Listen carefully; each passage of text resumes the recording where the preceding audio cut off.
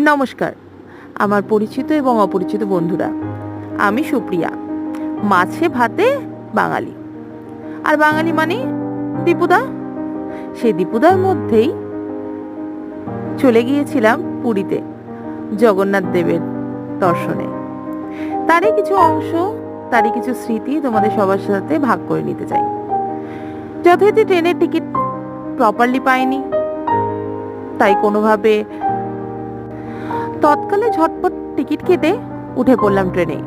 সকাল সকাল সমুদ্র দর্শনে। এত সুন্দর মনোরম পরিবেশ আর সেই সানরাইজ মনোমুগ্ধকর। আমরা ছিলাম একদম স্বর্গদ্বারের কাছে,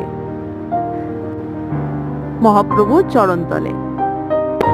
সকাল সকাল এত অপরূপ সুন্দর সমুদ্র সৈকত দেখে ঝটপট স্নান করে রওনা দিলাম মন্দিরের উদ্দেশ্যে।